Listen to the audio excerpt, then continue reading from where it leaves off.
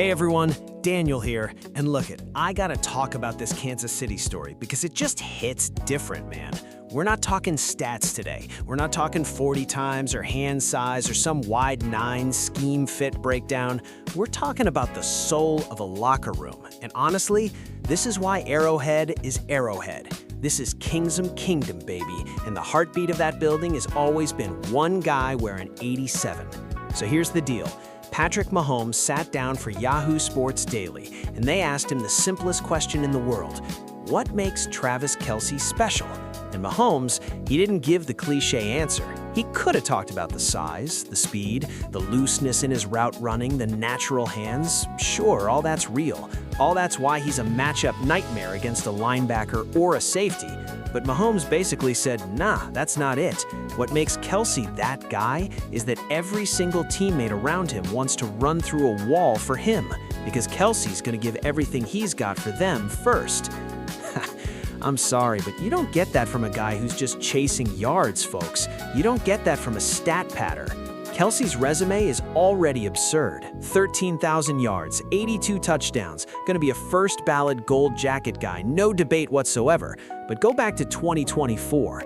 Mahomes was getting sacked over 30 times that season. Protection was a straight-up mess up front. And what does Kelce do? He starts playing more as an inline blocker, sealing the edge, picking up free rushers off that wide nine look defenses kept throwing at Kansas City. He knowingly sacrifices his own numbers, drops out of the 800-yard range just to give his quarterback an extra half second to breathe in that pocket.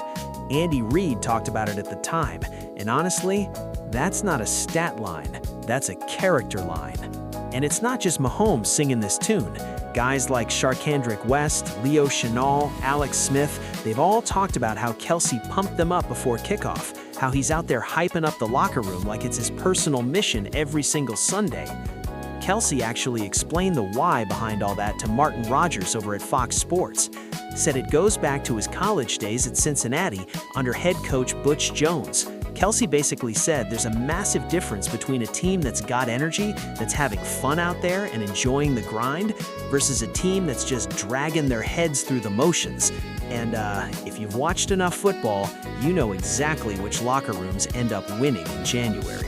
Mahomes doubled down on that too, saying every single teammate you ask is going to call Kelce their favorite guy to play with, and that, more than any touchdown catch, is what's going to get him that gold jacket someday down in Canton. Now here's my favorite part of this whole thing, and if you think this is corny, you're watching a different sport, my friend.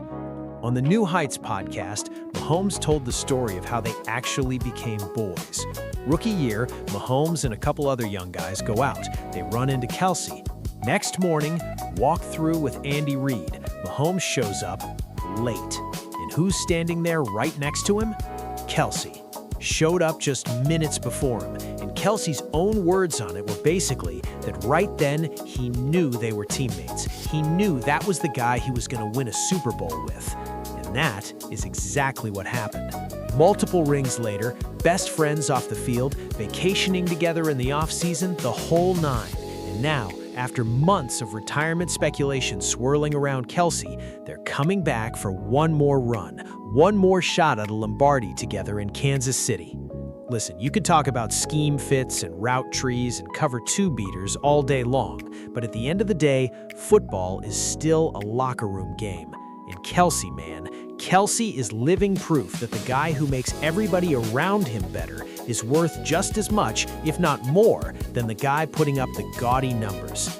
Before I lose my mind over this, do me a favor, hit subscribe, smash that like, and I need to see your takes down in the comments. Am I crazy, or is Travis Kelce the greatest teammate this league has seen in the last decade?